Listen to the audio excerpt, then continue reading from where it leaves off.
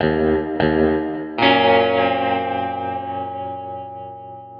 I'm excited to be talking to you in general because I always like talking to you about the Packers, about the NFC North, about Michigan, about the division.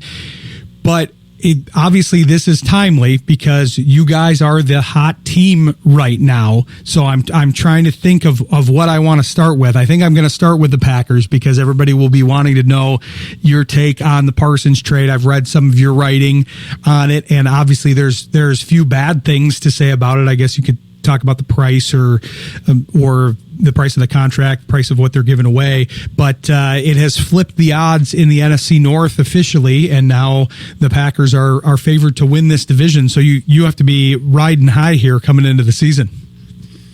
Yeah, it was stunning. I mean, obviously you heard the whispers, the rumors, all that stuff. I remember, 7 years ago now, when they were rumored to be in on Khalil Mack, who ended up in Chicago, and the reporting at the last minute was basically like people in Green Bay actually were like in the organization thought they had landed Mack, and then he didn't, and that ended up with the way the team went. The Packers, their season torpedoed that year. Rodgers played on a broken leg for most of the year. They weren't very good. Mike McCarthy got fired, so on and so forth. That turned out to be a really good move that they didn't make. This move to me is a ceiling raiser by leaps and bounds. So before the trade was made, I had suspicion, and I don't know if I was going to have the courage of my convictions, but I had a thought that the Packers were not going to make the playoffs. Tough schedule, struggled last year in the division. I am kind of buying into Minnesota a little bit. Obviously, the J.J. McCarthy factor there certainly plays in a little bit for me as well, but the Packers they have a lot of good players and not a lot of great ones, and I had some questions on how many of those guys could become great players. But now, someone like Parsons, first of all, he is a great player. I don't think that's any question. Anytime there's only two players in NFL history that have had 12 or more sacks in their first 4 seasons, one is Parsons and the other is Reggie White. Anytime you mention him in the same breath as Reggie White for something like that, that's a good thing. He's a great player. I think it was Ben Solak today, wrote that if you put quarterbacks and contracts to the side, if Green Bay could have traded for any player in the league, they would have traded for Micah Parsons. He's young. His best football, Brian Gutekunst said, is still ahead of him. He's talented. He plays a premium position. And now he makes other guys on that front better. Rashawn Gary now gets to be the second guy. And you've seen how that has worked in the past with some other guys that have come through Detroit. Unfortunately, Zadarius Smith wasn't able to benefit with that because Hutchinson got injured last season for things like that. But there are players that benefit from not having to play in a starring role. Edgerrin Cooper can now play, just kind of learn as a second-year player instead of having that pressure to be a great player. And that front that Green Bay has, that front four, has just gotten leaps and bounds better. I have been following the Packers pretty closely for about 30 years, and this is the biggest move they've made in my lifetime. Now, I will mind you, Reggie White was a signing they made in my lifetime, but I was 2 years old when that happened, so I don't remember that. This is not as big as the signing historically of Reggie White, but in the last 30 years, this is the biggest move Green Bay's made. To me, the price, I don't think it was anything too exorbitant. The 2 first-round picks are going to hurt. That's the price of doing business for a player like that. And with Kenny Clark, he's a great player. I love Kenny.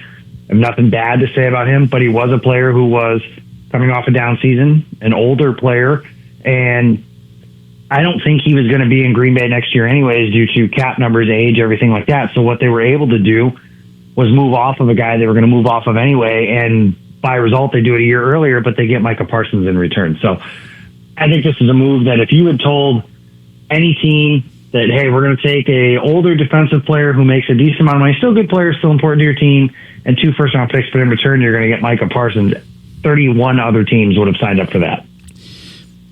Definitely. There's a lot of people here in Detroit. I saw a lot of negative news. It's funny because it kind of coupled with the fact that the Lions' odds went down of winning the division. Obviously, nothing changed for them, but you have to couple those odds with the Packers going up and passing them. So then to make the odds work, you have to lower their odds a bit. But there were a lot of people that were salty that the Lions didn't make a bigger play at him and try to pair him with Hutchinson.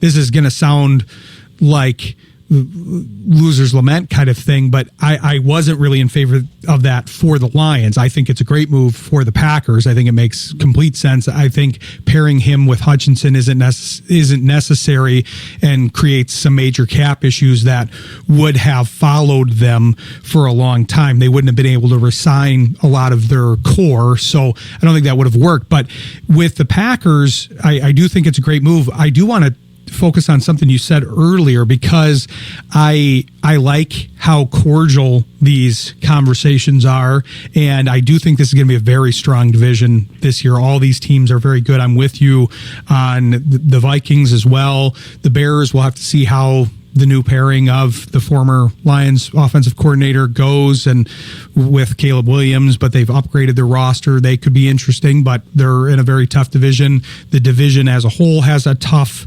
draw with the other divisions that they're playing against. But I'm curious, because you said at the beginning that you thought they weren't going to make the playoffs without Parsons, and I was kind of leaning that way myself, because I could see a scenario in which maybe Love gets banged up again.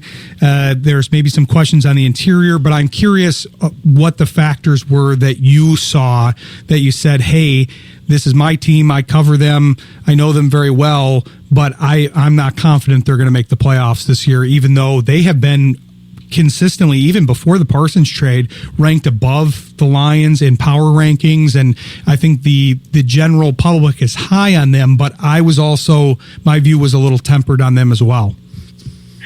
Yeah, so the factors that play there, the number one thing is last year I drank the Kool-Aid hard, and I don't do that traditionally, but I picked Green Bay to win the Super Bowl. I picked Jordan Love to win the MVP. Like, I was all in on that team last year based on the way that they had finished to close out Love's first season as a starter, which, for those that don't remember, the Packers won like 8 of their last 9 or something like that. Got into the playoffs and blew the Cowboys out of the water. And then they went to San Francisco and went toe-to-toe with the 49ers team that ended up in the Super Bowl and was an overtime away from winning that. So they would have had a chance to, if they win that game, go to Detroit, a stadium where they had already won that season. That kind of kick-started Green Bay's run there, was winning that Thanksgiving game in Detroit against the Lions that year. So I was all in on them last year. This year, I think I was just trying to maybe temper some expectations. There's a lot of question marks that you can lean optimistically, of course, on. Everybody could. Prior to Parsons, you're hoping Lucas Van Ness can take a big step. I thought that was going to happen last year. It didn't. He has had a good training camp, but he had a good training camp last year too. So I'm curious what that's going to look like. The big thing for me was just, again, difference-making players. They just didn't have a set group of that. And on the offensive side of the ball specifically, I think Jordan Love is a good quarterback. I think that there's no question about that at this point. I think the highs he has shown prove that he can play for a stretch as one of the best quarterbacks in football. The consistency hasn't been there. Was it because he was injured last year? I don't know. The general rule of thumb that I go by is what the NFL players have told me, and that is once you step between the chalk, there's no excuses anymore. So you're on the field, you're good to go as far as we're concerned, and nobody plays at 100%. The other thing was the last 3 games to finish last season. They played Minnesota in Minnesota.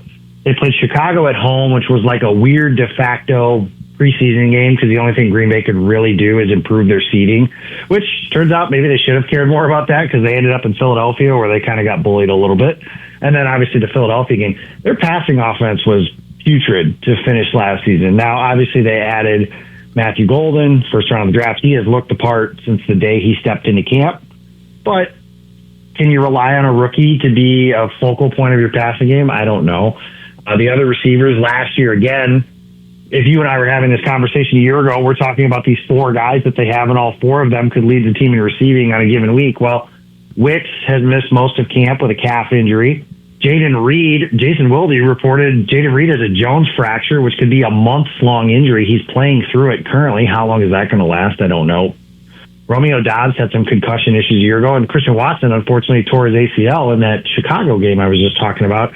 He might be back around Halloween, but even still, that's a long time, and he's had some issues with consistency as well. So it's kind of my thing that I was getting at with Green Bay with my thinking was I need to see it. I need them to prove it. And last year, frankly, they got punked in the division. You know, that first Lions game at Lambeau, It was 24-3 at one point, I think. It got to 24-14, but that game's not as close as the final score said it was.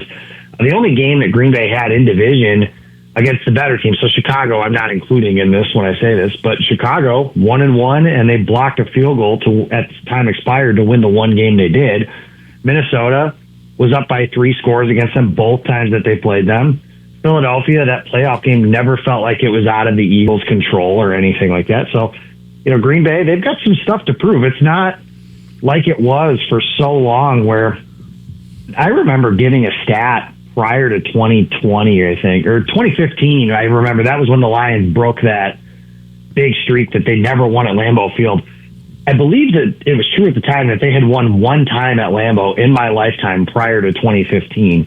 And now Detroit has not lost a game there since 2021. So they've won the last 3 at Lambeau. They beat up on Green Bay a little bit, and now the Packers are, I don't want to call them a punchline. I think that's a little too far, but the quarterback series, obviously, you see on Dan Campbell saying up and down the field, 4 downs, and they went up and down the field on Green Bay's defense, all 4 downs. I think they converted 4 out of 5 fourth downs on that Thursday night game, and they won on a field goal as time expired. So I think they've got to prove a little bit against the Detroits and the Minnesotas of the world, because the Vikings, since Kevin O'Connell has been there, has kind of had Green Bay's number a little bit on that side of things as well. So, burden of proof is on the Packers, but again, when you add a difference maker like Parsons, that obviously changes the calculus. You had a lot of great points in there. I do want to talk about the receivers a little bit and highlight some of the things you said in there. We got to take a quick break, but we'll come back with Jacob Westendorf, and we want to talk some Michigan with him. We'll probably do that at the end because Ron has some questions for you on Michigan, and we got to talk about them and their hot start here. But we'll be back with Jacob Westendorf of Packers on SI. Stick with us. You're listening to Sports Intel on Jethro FM. Coming back here with friend of the show, Jacob Westendorf of Packers on SI. Jacob, you had a lot of great points in there, but one of the things that I remember we did talk about, you're talking about the receivers, and I remember us kind of categorizing it last year as basically having 4 number 2s, kind of. There were guys that could develop, and that wasn't a criticism so much as just you didn't really know where those guys were going to lie. And now they added Golden. He wasn't one of the guys that I was the most confident in as a number 1 and a first round pick, just because I don't often favor the smaller speed guys like that can work out for sure, but that those aren't always my favorite archetype.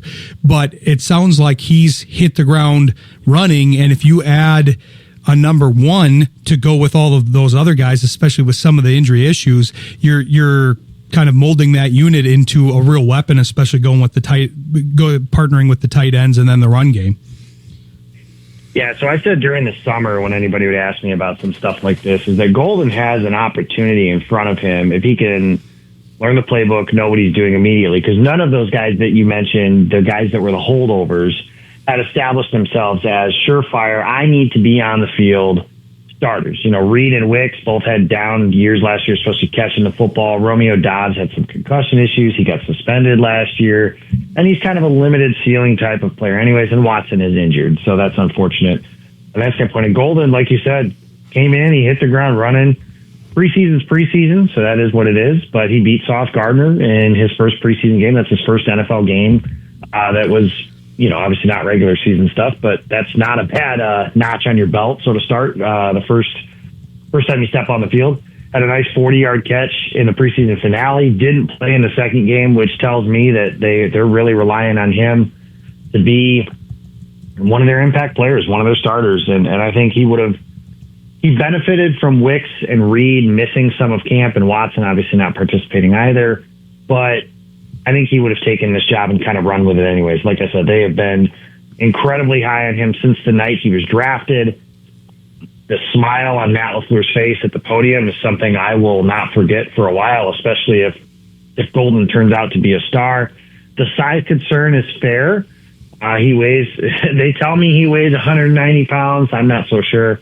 But if you're running away from guys, I guess you don't have to worry too much about some stuff like that. But he is physical as a route runner and physical as a receiver, so he does make up for some of that lack of size. Adding him in gives them a speed element that by the end of the season last year, they were just missing because Watson wasn't in the lineup. And when Watson hasn't been in the lineup, it's just a drastic difference between the offense with him versus the offense without him. But they do have a ability, like you mentioned, to be pretty multiple on that side of the ball. I know they ran a lot of 2 tight end personnel during camp. That's Tucker Kraft and Luke Musgrave are their 2 tight ends. Same draft class as Sam Laporta, who has been a star for the Lions. But those 2 guys, Kraft especially, is pretty good in his own right. I had somebody tell me that if Tucker Kraft does not have a breakout season, then Matt LaFleur has failed, which was more of a sign of like how good he's looked in camp. So he's a human car crash. Like, you get him the ball, he'll gain 7 yards simply by catching it and running through people and just kind of dragging a little bit.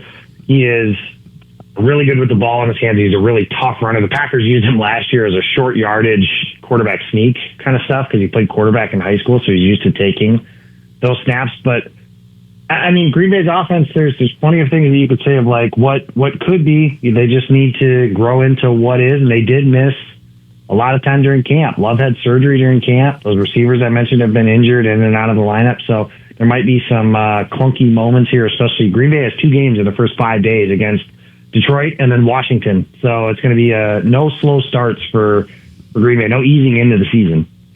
The schedule is brutal, I think, for this division.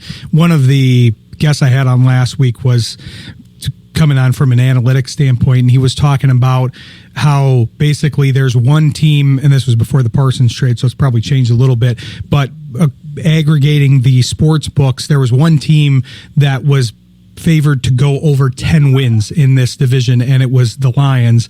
And so who knows how the Packers, this trade would change that, but they were all basically between like 8.5 and 10 wins. So could be an interesting one there.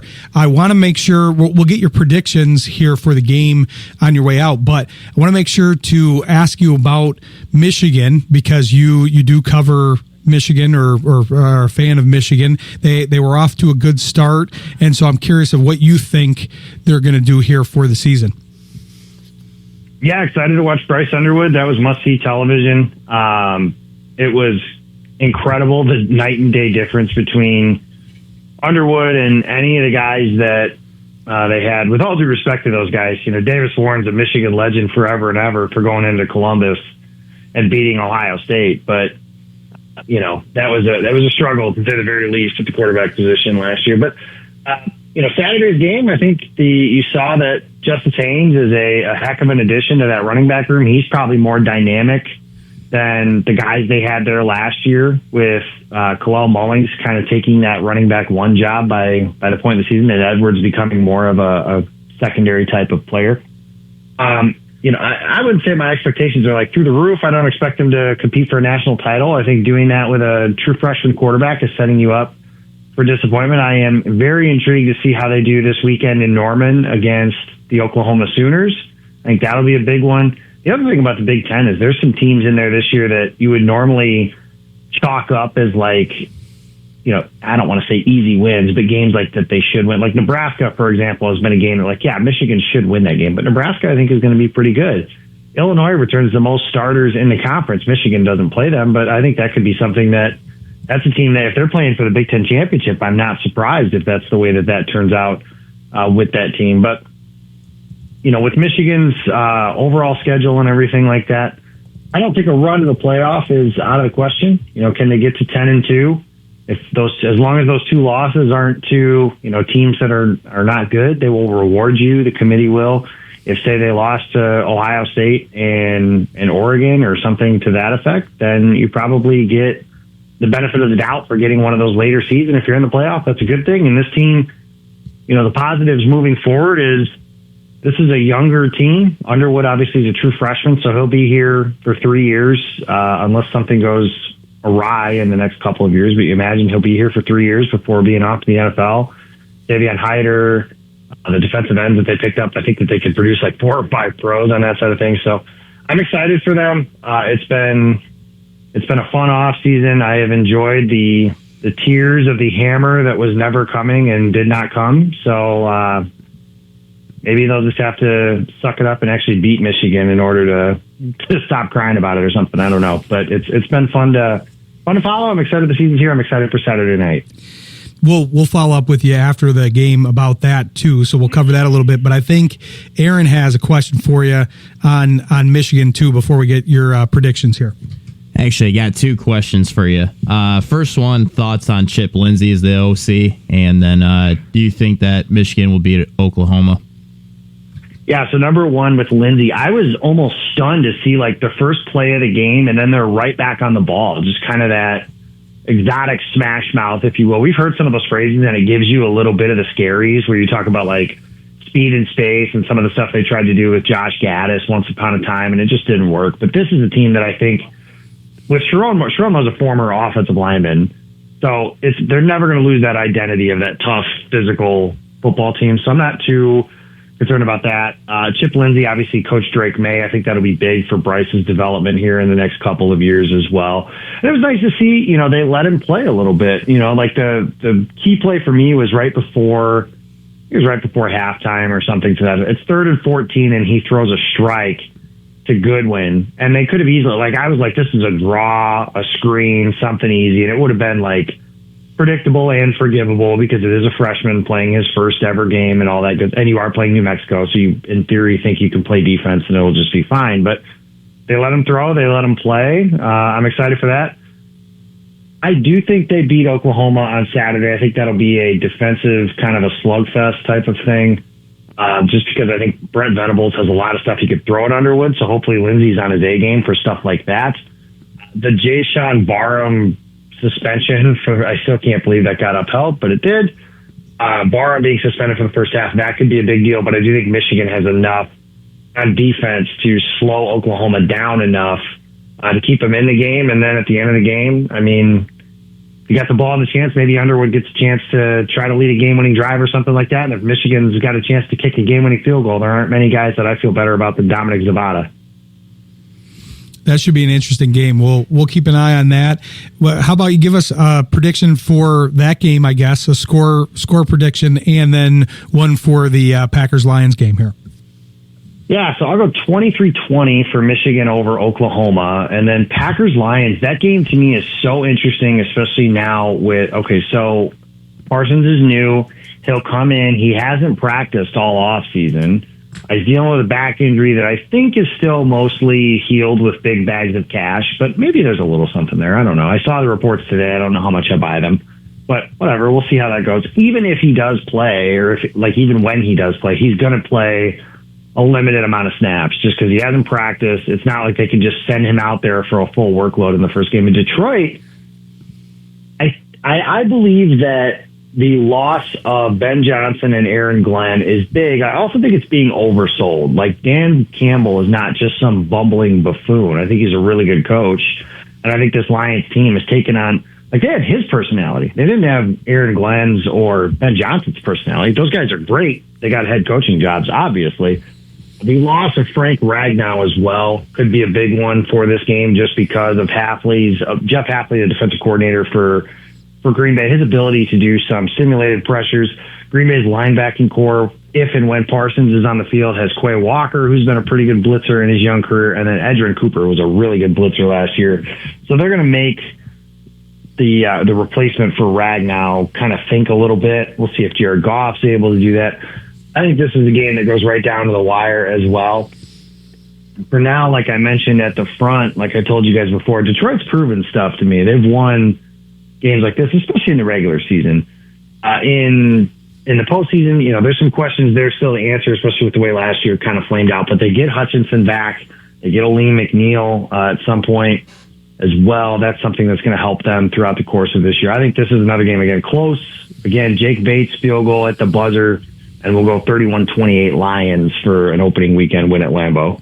Interesting. Jacob's always very objective about his picks against the Lions here. So yeah, it'll be close. Maybe that'll will the Packers. You're trying to do like a reverse curse here, a reverse jinx, but yeah, it should be a good game. It's a fun one to kick off the season with a lot of division games here to kick off the season, especially on the Lions side. But appreciate you taking us through all that stuff on the Packers and Michigan side, and we'll look forward to talking to you again next week here. Make sure to tell the people where they can follow you in between. Yeah, find me on the socials at Jacob Westendorf. I've got some stuff coming out. I'm actually doing my predictions for the whole season there this week. So who's going to win the Super Bowl, all that kind of good stuff. And your regular season stuff coming into play here as the season's. It's so much nicer to be able to write about stuff that is happening instead of, the post-draft fluff and fodder that we have to try and figure out how to do. It's a lot more fun when the games are real. So yeah, find me on the socials there, and then Packers on SI. So si.com/NFL/Packers. You can find me over there. Everybody wins the off season, so that's always the theme of the writing. And Nobody quite like the Chicago Bears. They're the off-season champion every year. So just ask them; they'll tell you. Exactly. Yeah, we'll have to see how that fares in the season. And then you guys actually did do a very good job in the off season, but your crescendo was right at the end, so you couldn't talk about it earlier. It's now in the mix with the 53-man roster cuts and the beginning of the season, so you didn't have that to fill. You needed that trade a little bit earlier, but be sure to follow Jacob. He's got a lot of good information, and we'll look forward to talking to you next week here. Appreciate you, Ryan. Thank you. Thanks, Jacob. We'll talk to you next week.